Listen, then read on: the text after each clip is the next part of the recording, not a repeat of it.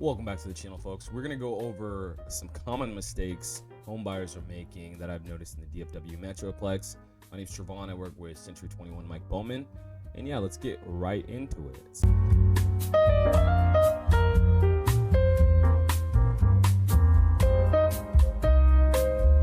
So buying your first home is a significant milestone for most, but it can also be very complex and filled with, potential pitfalls, things that you're not expecting.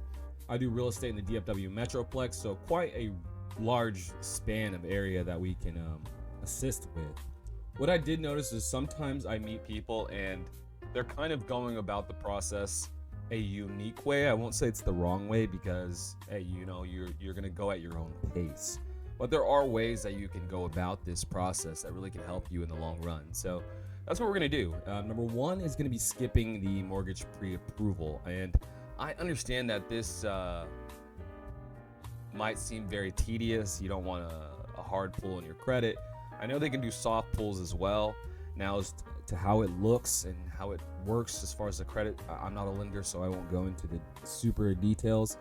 But you got to know your budget, because what the mistake is many buyers start out hunting for their house, not knowing what they can afford. So without the pre-approval, you risk, falling in love with a home that's outside your budget, or even worse, you fall in love with a home in your budget, then all of a sudden someone else who's already ready and pre-approved puts in an offer, home's gone. You know what I mean? So, and it happens. I'm telling you, it happens more often than you think. So the ways to avoid it are obviously to get the pre-approval from, your mortgage lender. It's probably best that you go to a local mortgage lender and not a large bank.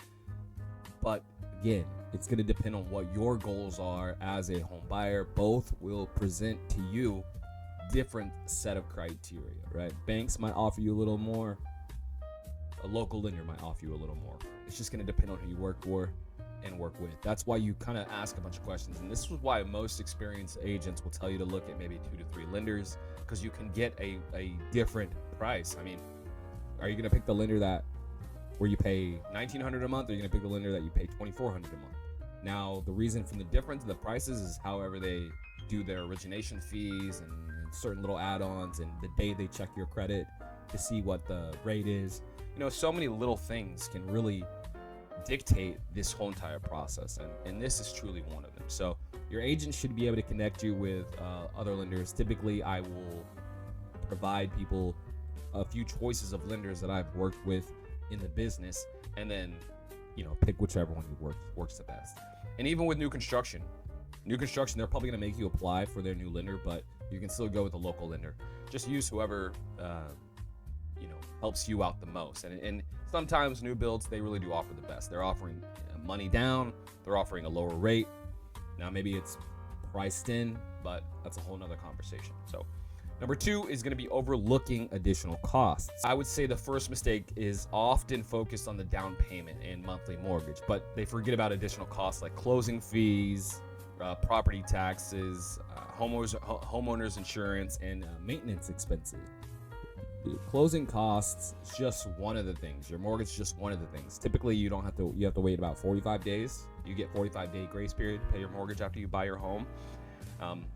But you want to know, right? You want to know what you're getting yourself into. That way, you're not causing extra stress, right? And I've been in this situation before when I was younger, renting a home that I could not afford, and it is brutal. It is brutal what it does to you. Now, if you're able to withstand it and survive, it can work out. But you don't want to put yourself behind, and you want to know what your finances are and what things will cost, right? And this can also come down to the style of home you build, or not.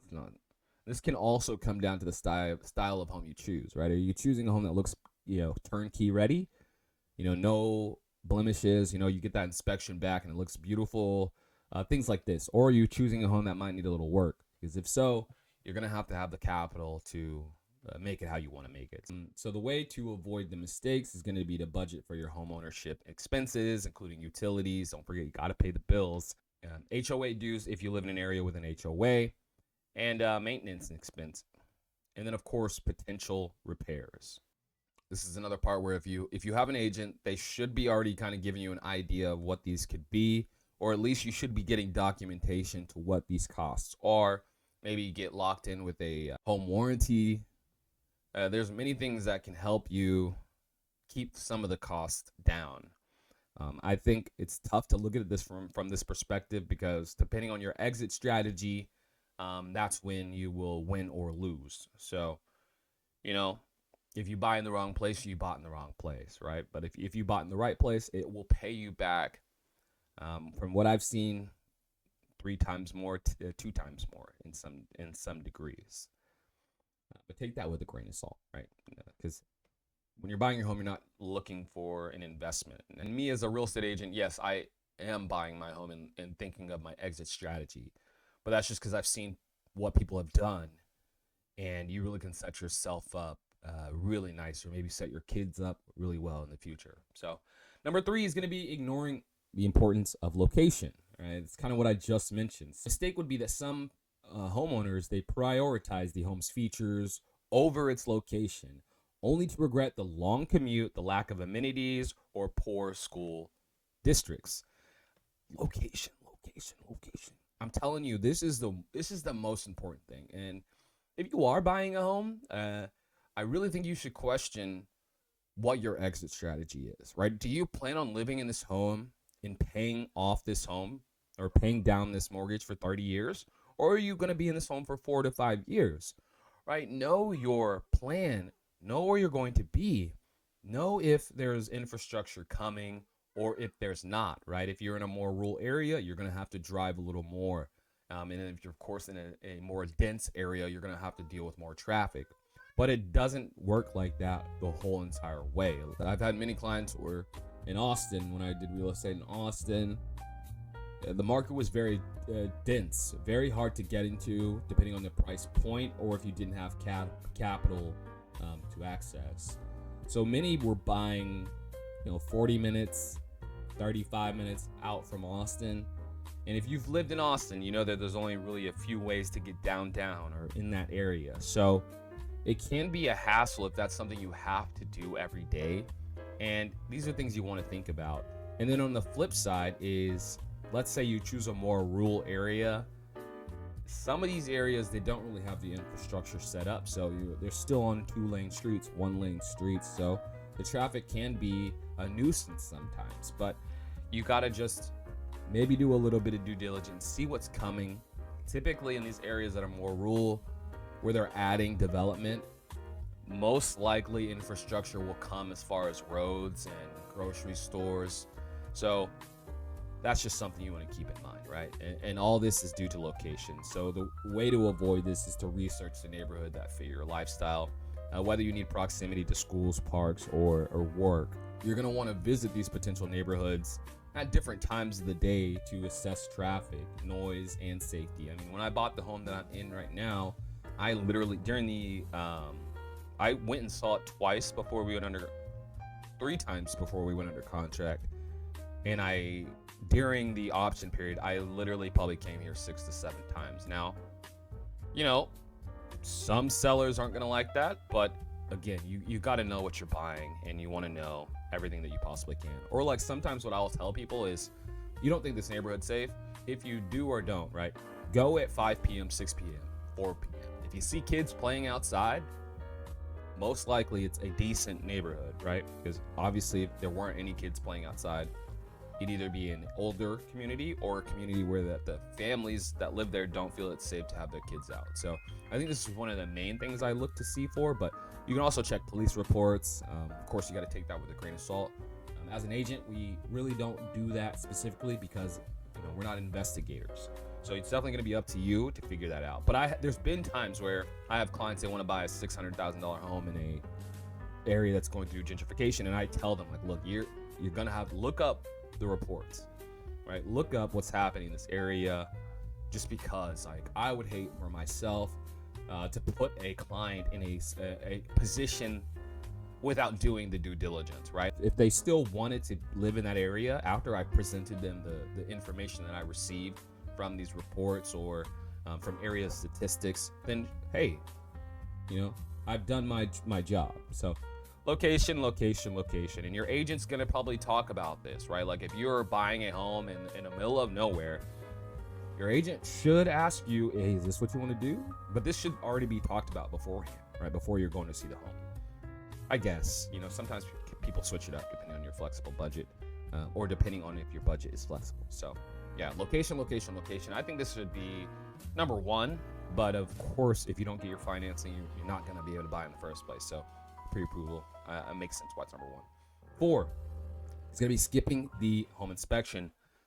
Do not ever skip the home inspection unless you are a builder, a contractor, an engineer, an architect, someone who can do these things and has the mainframe to maybe get these things done or get them done the correct way, right? Or hire the correct people to do it, because some buyers waive the home inspection to speed up the process to make their offer more competitive, risking costly surprises after moving. And that's the worst feeling ever, right?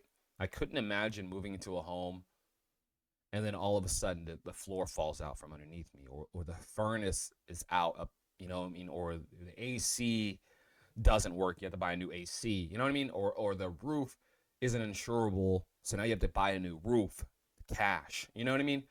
It's just a tough spot to be in. So definitely do your due diligence. Get the home inspection.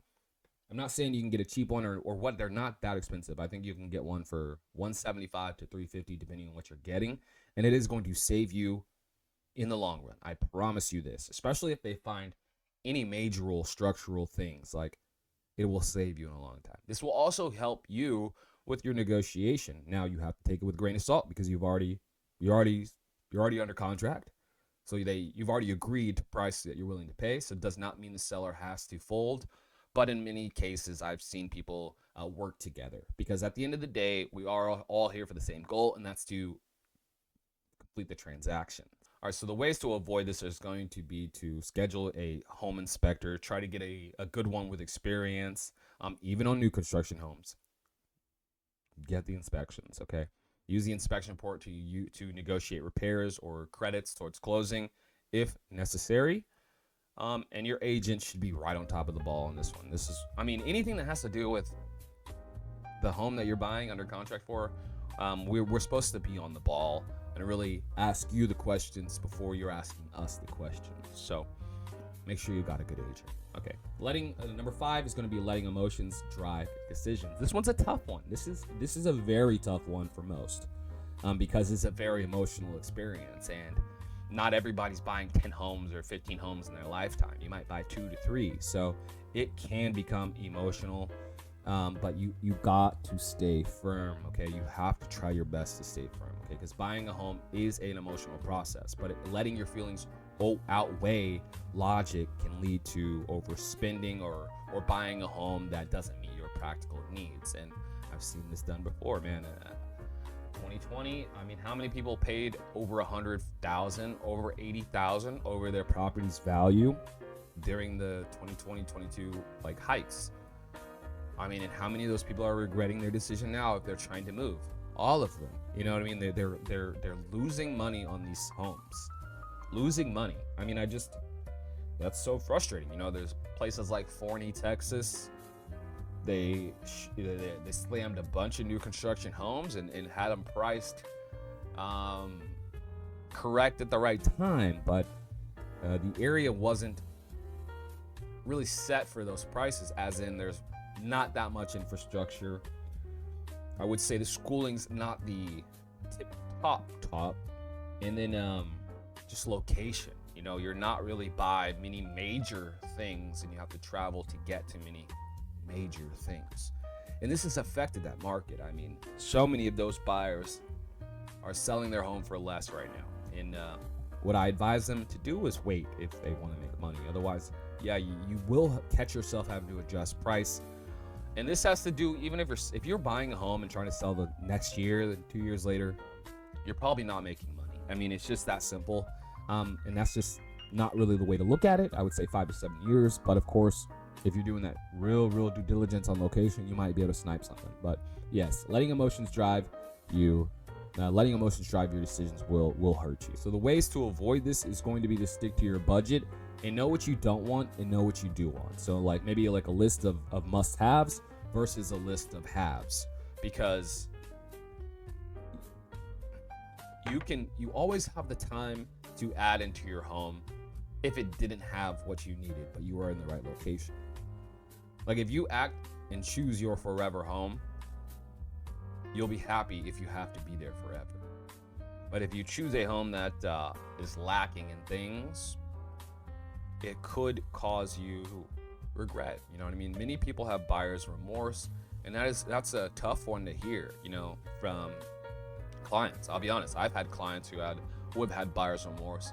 Not that they paid overpriced, but they like I said, they couldn't afford to live in an area. And I was trying to figure out how important it was for them to buy this time, and it was in their situation. So the homes he could afford for the home that they wanted was, like I said, about 45 minutes away. And even then, I told them, are you sure that you want to drive this far? And I think in the end they regretted that decision. And that part of that comes back to me, but all I can do is disclose as much as I possibly can. Therefore, you guys can give and have the best information to make a decision upon. So keep that in mind. Don't let your emotions get to you. Okay, try to keep firm and stick to your goals. Okay. Number 6 is going to be overextending financially. So, if you are approved for 450, don't buy a home at 450, because that is when you see the loan to value ratio, it's probably going to be like 95, 96, 99. You don't want to put yourself in that position, just because, again, that sets you up for stress, unnecessary stress. Of course, you still have to buy groceries, and we all know how expensive groceries are nowadays. So just stay on that. You want to know and at least be ready for unexpected expenses in the future, right? So how to avoid this is to set a budget that includes a financial cushion. So the ways to avoid this is obviously to set up a budget. You want to have a little cushion for emergencies or other priorities. Factor in ongoing costs like maintenance and repairs. That way, if it does come up, it's going to come up, right? And of course, your agent, again, like when I have clients and they're approved for 300, I'm trying to show them homes at 275, 260. It is the case that typically most will try to buy near their approval amount. It's typically the more bang for your buck, right? And if it's a $5,000 difference, it's not really going to do that much change to your mortgage price. Don't quote me on that per se. Not going to change it that much. But you definitely don't want to overextend yourself, okay? Number 7 is going to be failing to research assistance programs. So many first-time home buyers don't understand that there's programs that can save you money, right? Get your closing costs, a down payment for you.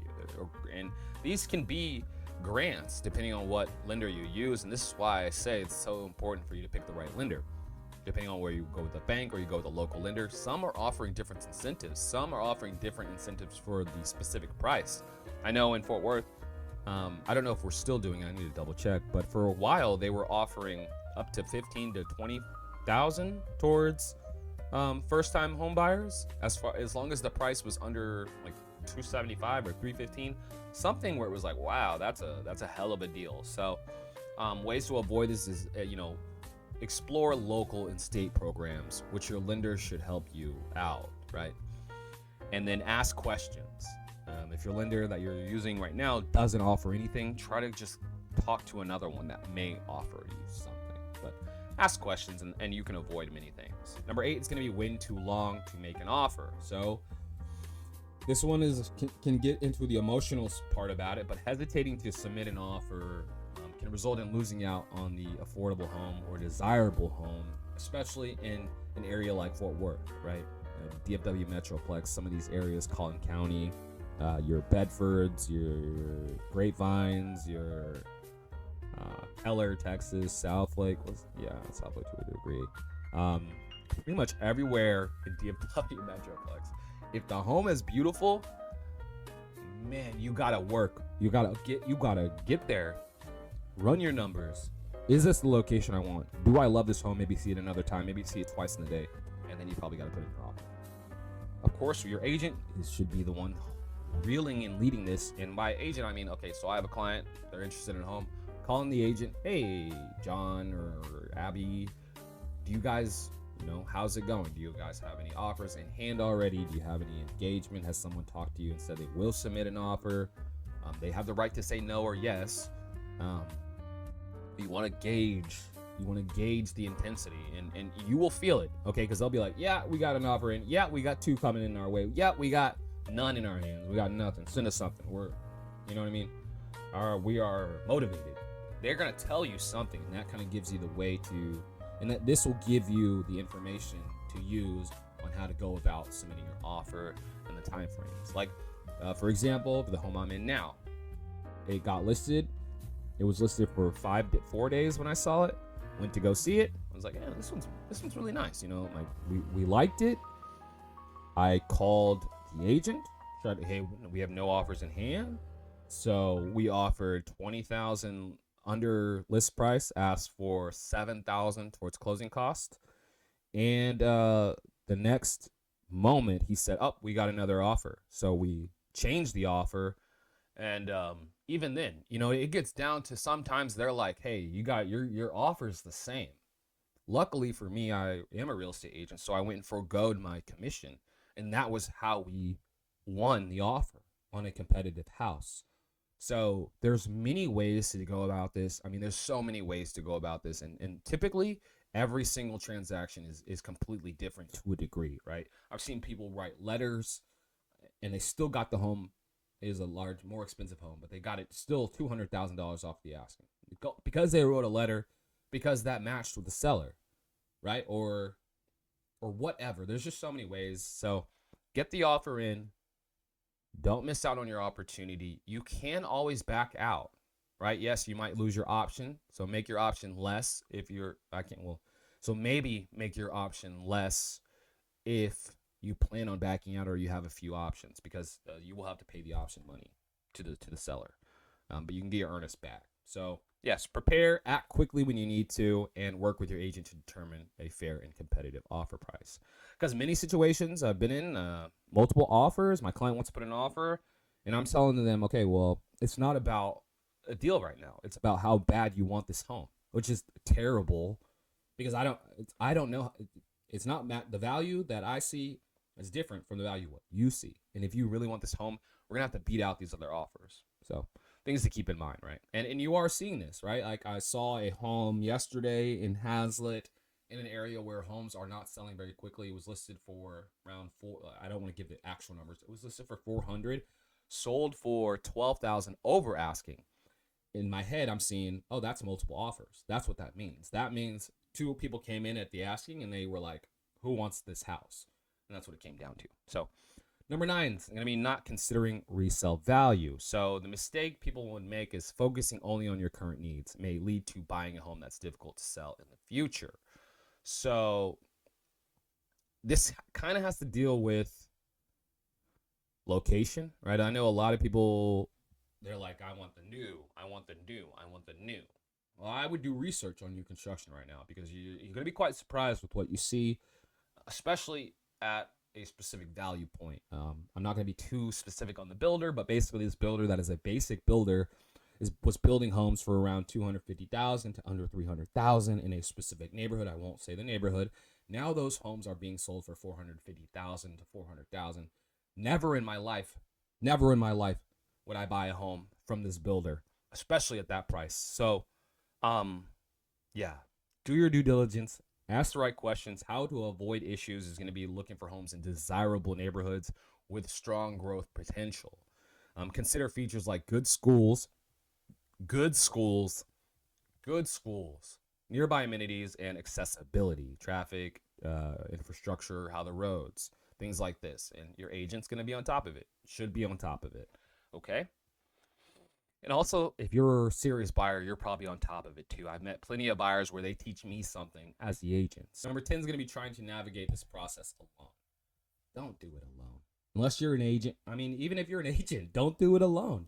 There's no point in doing it alone, because this whole process is a group of people trying to make sure everybody does their job correctly, right? So skipping the guidance of a real estate agent, skipping the guidance of speaking to a knowledgeable lender, skipping the guidance to maybe speaking with a contractor if you plan on making changes, or skipping the guidance if you're speaking to an investor who has been doing this job for a while, it will hurt you. Yeah, you don't want to miss out on things you didn't know. And half the time you'll figure those things out by asking questions. So partner with a knowledge agent, get the right lender, and ask as many questions as you can. No, there's no such thing as a dumb question. No such thing as a dumb question, not in real estate. Not in real estate.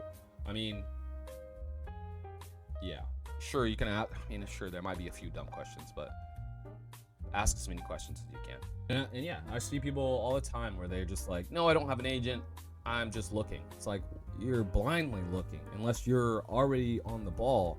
Or I see people who they're like, I don't want a home that's above 2,000 square feet, but I won't say that. Yeah, I do meet many that just don't really have a plan. They're just blindly kind of looking and just to explore. And even if you are one of those people, maybe just talk to an agent. That way you're at least knowing what the current status of the market is. And you can kind of get this by going to open houses to see activity, but you still won't get the nitty-gritty details if you're not asking the right questions.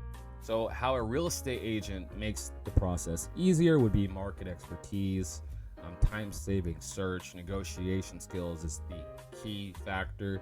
Half the time in these videos, I can't even give my true negotiation skills because other agents that are not really that wise may just take them, right? And you live and learn through experience in this field. So yes, negotiation skills, that's going to be the top one. I mean, of course, market expertise too, but negotiation skills is really going to what's get you over the line.